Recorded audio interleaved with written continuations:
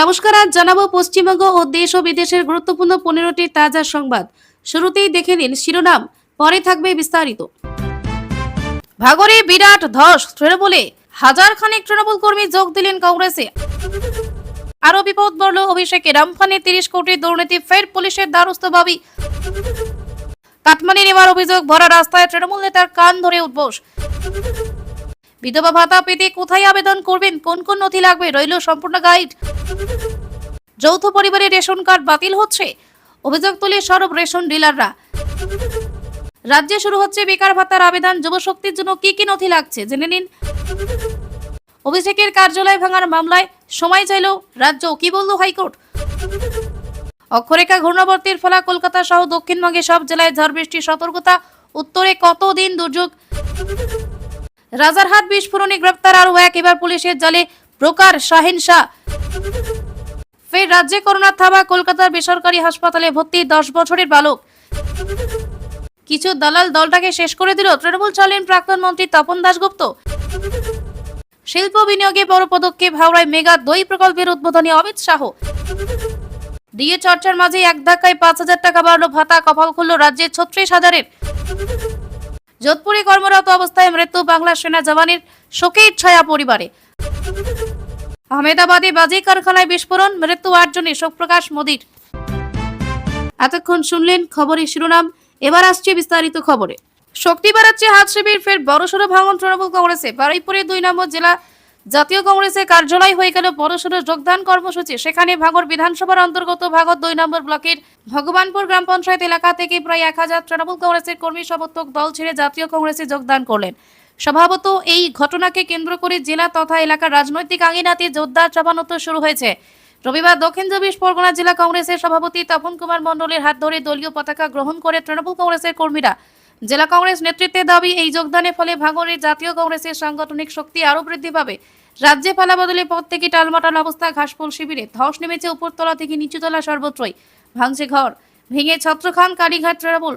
রোজই শক্তি বাড়াচ্ছে ঋতব্রত শিবির। পরিষদীয় দলের পাশাপাশি বড়সড় ভাঙন নেমেছে সংসদীয় দলে।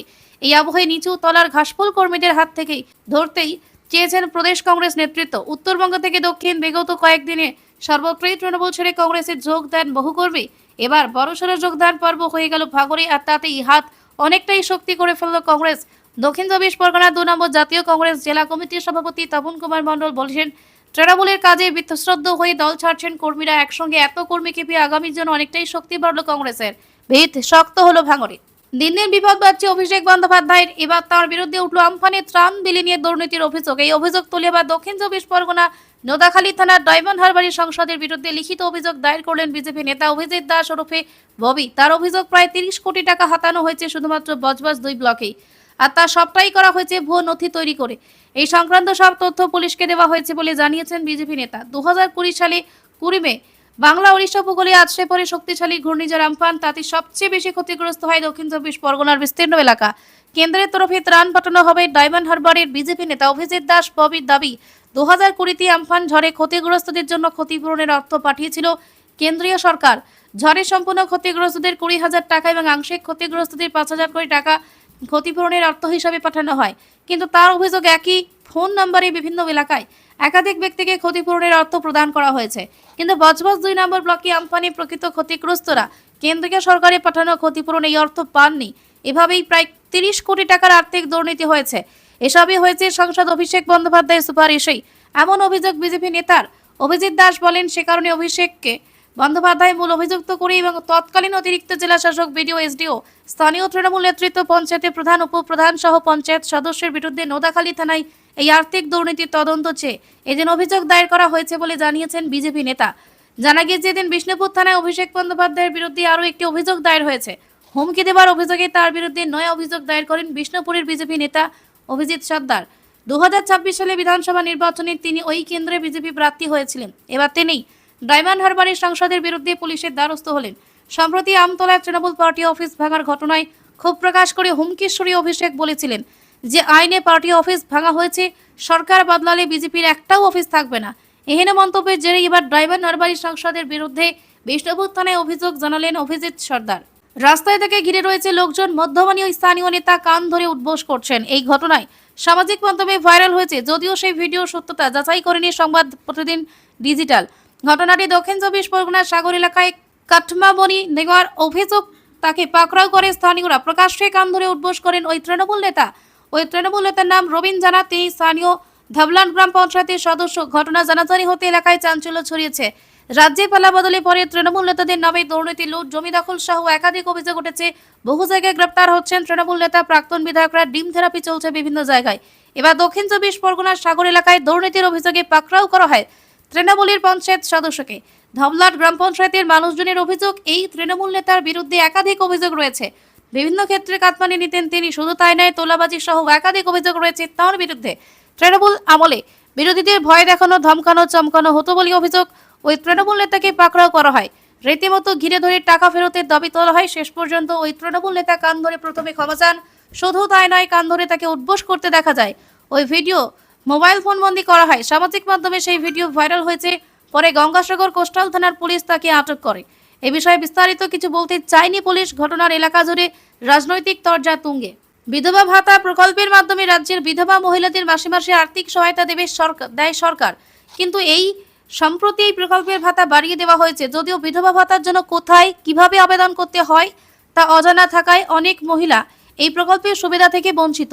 আজকের প্রতিবেদনে সেই সব তথ্য তুলে ধরা হলো। বিধবা ভাতার টাকা পেতে কি কি কাগজ লাগবে?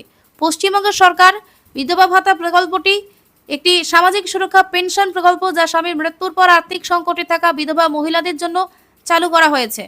এই প্রকল্পের মাধ্যমে যোগ্য বিধবা উপভোক্তাদের প্রতি মাসে আর্থিক সহায়তা প্রদান করা হয়। কিভাবে আবেদন করবেন? আপনি যদি গ্রাম পঞ্চায়েত এলাকার বাসিন্দা হন, তাহলে আপনার সংশ্লিষ্ট গ্রাম পঞ্চায়েত অফিসে গিয়ে আবেদনপত্র সংগ্রহ করুন। আর পুরসভার বাসিন্দা হলে পুরো অফিসে আবেদনপত্র সংগ্রহ করুন। আবেদনপত্রে আপনার নাম, ঠিকানা, জেলা সহ সমস্ত তথ্য দিতে হবে। ডিবিটি লিঙ্ক যুক্ত ব্যাংকের অ্যাকাউন্ট নাম্বার, পাশাপাশি দিতে হবে আধার কার্ডের নাম্বার। কি কি তথ্য দিতে হবে?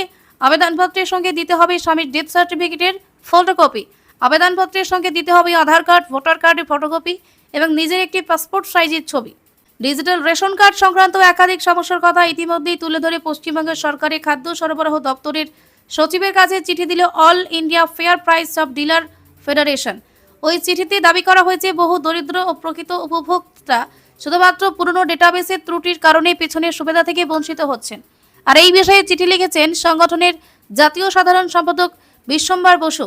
রেশন কার্ড বাতিলের অভিযোগে সরব ডিলাররা। সেই চিঠিতে বলা হয়েছে, বহু বছর আগে ডিজিটাল রেশন কার্ডের ডেটাবেস তৈরির সময় অধিকাংশ পরিমাণ যৌথ পরিবার হিসেবে নিযুক্ত হয়েছিল, কিন্তু সময়ের সঙ্গে সঙ্গে সেই পরিবার ছিল অনেকটাই আলাদা ও পৃথক হয়ে পড়ে। বাস্তবিক আলোচনা, আলাদা পরিবারের হিসেবে বসবাস করে সরকারের নথিতে এখনও তারা একই পরিবারের সদস্য হিসেবে রয়ে গিয়েছে। তাই ফেডারেশনের তরফ থেকে অভিযোগ করা হয়েছে, এই পরিস্থিতিতে দীর্ঘদিন ধরে পরিবার বিভাজনের প্রক্রিয়া কার্যত বন্ধ বা অত্যন্ত সীমিত রয়েছে। তবে ডিজিটাল রেশন কার্ড আলাদা করে পাওয়ার সুযোগ পাচ্ছেন না সাধারণ মানুষ। এর ফলে সমস্যার সৃষ্টি হচ্ছে বলে অভিযোগ। ফেডারেশনের আরও দাবি, পুরনো যৌথ পরিবারের তথ্যের ভিত্তিতে স্বয়ংক্রিয় যাচাই ব্যবস্থা পুরো পরিবারকে একটি আর্থিক ইউনিট হিসেবে বিবেচনা করছে। ফলে কোনো পরিবারে একজন আর্থিকভাবে সচ্ছল সদস্যের রেশনের সুবিধা বাতিল করতে গিয়ে একই প্রোফাইলে যুক্ত থাকা অন্যান্য দরিদ্র ও যোগ্য সদস্যদের রেশন কার্ড একসঙ্গে নিষ্ক্রিয় বা বাতিল হয়ে যাচ্ছে। পাশাপাশি অভিযোগ, এতে প্রকৃত উপভোক্তারা খাদ্য নিরাপত্তার আওতায় বাইরে চলে যাচ্ছেন। এর সরাসরি প্রভাব পড়ছে রেশন দোকানগুলোতে। কার্ড বাতিল হওয়া গ্রাহকেরা রেশন তুলতে না পেরে ক্ষোভ উগরে দিচ্ছেন ডিলারদের ওপর। অথচ এই সিদ্ধান্ত বা প্রযুক্তিগত ত্রুটির সঙ্গে ডিলারদের কোনো সম্পর্ক নেই বলে দাবি ফেডারেশনের।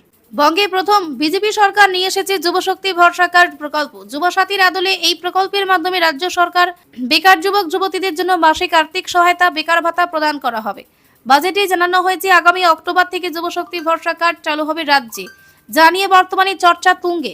যুবসাথীর বদলে বাংলার যুবশক্তি বেকারদের জন্য রাজ্য বাজেটে সরকার জানিয়েছে, যুবশক্তি ভরসা কার্ডে স্নাতক বেকাররা মাসে 3,000 এবং যারা ন্যূনতম মাধ্যমিক পাস কিন্তু স্নাতক নন তারা পাবেন 2,000 টাকা। সরকারের তরফে জানানো হয়েছে, আগামী অক্টোবর মাস থেকে শুরু হতে চলেছে এই যোজনার আওতায় আর্থিক সহায়তা প্রদান। চালু হচ্ছে যুবশক্তি ভরসা কার্ড প্রকল্প।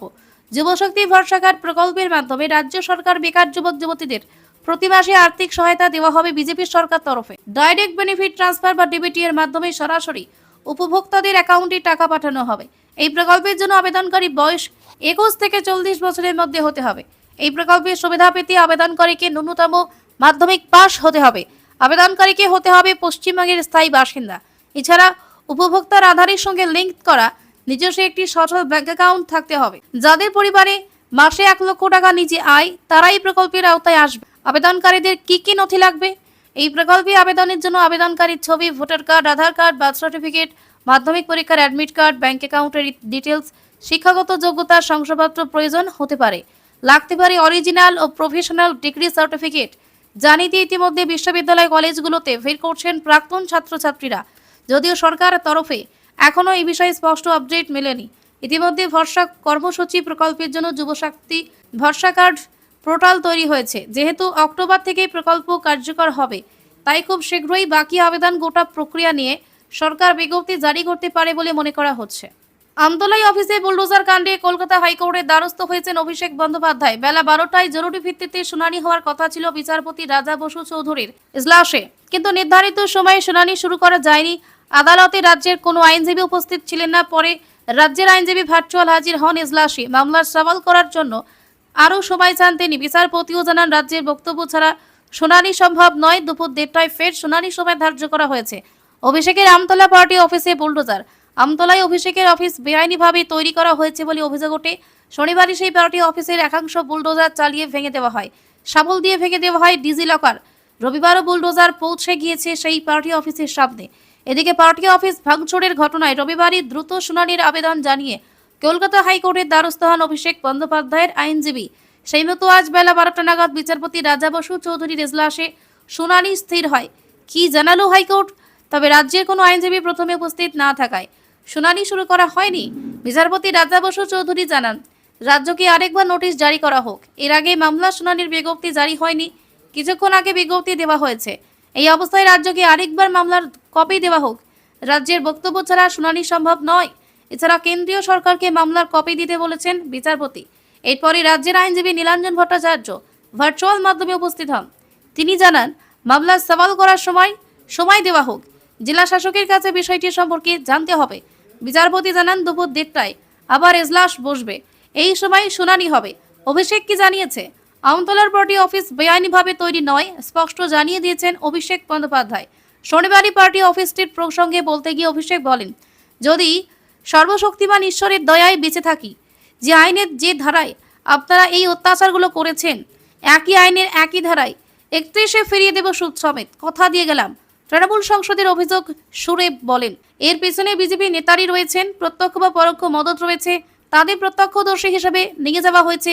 এখন যদি ভিতরে কিছু প্ল্যান করা দেওয়া হয়, তার দায় কার? কলকাতায় রবিবার সকাল থেকে বিক্ষিপ্তভাবে চলছে বৃষ্টি। আকাশ মেঘলা। শুধু কলকাতা নয়, দক্ষিণবঙ্গের যে প্রায় সব জেলাতেই ঝড় বৃষ্টি হচ্ছে। সোমবার জেলাগুলোতে ঝড় বৃষ্টির প্রকোপ কিছুটা কমলেও মঙ্গলবার থেকে আবার বাড়বে। কয়েক জেলায় হাতে পারে ভারী বৃষ্টি। অন্যদিকে উত্তরবঙ্গে মঙ্গলবার পর্যন্ত দুর্যোগের সতর্কতা রয়েছে। পাহাড় এবং সংলগ্ন জেলাগুলোতে হতে পারে ভারী থেকে অতি ভারী বৃষ্টি। আলিপুর আবহাওয়া দফতর রবিবার দুপুরে একটি বুলেটিন প্রকাশ করেছে।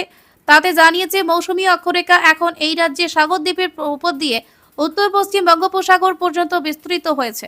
সেই সঙ্গে গাঙ্গেয় পশ্চিমবঙ্গের উপরে সক্রিয় রয়েছে একটি ঘূর্ণাবর্ত। এই অঞ্চলের উপর দিয়ে একটি অক্ষরেখা গিয়েছে। তার জেরে রাজ্যের উত্তরে কয়েক জেলায় হতে পারে ভারী থেকে অতি ভারী বৃষ্টি, 7 থেকে 20 সেন্টিমিটার। দক্ষিণবঙ্গে সপ্তাহের মাঝামাঝি সময় থেকে দুর্যোগের সম্ভাবনা রয়েছে। সোমবার পুরুলিয়া, বাঁকুড়া, পূর্ব পশ্চিম বর্ধমান, বীরভূম, মুর্শিদাবাদ, নদিয়ায় ঝড় বৃষ্টির জন্য হলুদ সতর্কতা রয়েছে।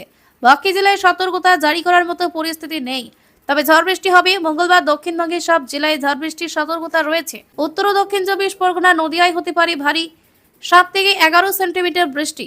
বুধবার এই দুই জেলায় পাশাপাশি হাওড়া, পূর্ব পশ্চিম মেদিনীপুরেও ভারী বৃষ্টি হতে পারে। শুক্রবার পর্যন্ত কলকাতা সহ দক্ষিণবঙ্গের সব জেলায় ঝড় বৃষ্টির সম্ভাবনা রয়েছে। বৃষ্টির পাশাপাশি ঘন্টায় 30 থেকে 40 কিলোমিটার গতিবেগে ঝোড়ো হাওয়া বইতে পারে। তবে মৎস্যজীবীদের জন্য আপাতত কোনো সতর্কতা নেই। উত্তরবঙ্গে রবিবারের পরে সোমবারও দুর্যোগের সম্ভাবনা রয়েছে। সোমবার দার্জিলিং, জলপাইগুড়ি, কালিম্পং, আলিপুরদুয়ার, কোচবিহারে ভারী থেকে অতি ভারী বৃষ্টির জন্য কমলা সতর্কতা জারি করা হয়েছে। উত্তর দিনাজপুরে হতে পারে ভারী বৃষ্টি। বাকি দুই জেলাতেও ঝড় বৃষ্টির জন্য সতর্কতা রয়েছে। মঙ্গলবারও উত্তরবঙ্গের 8 জেলায় হলুদ সতর্কতা রয়েছে। বুধবার থেকে উত্তরবঙ্গে বৃষ্টির প্রকোপ কমবে, তবে থামবে না।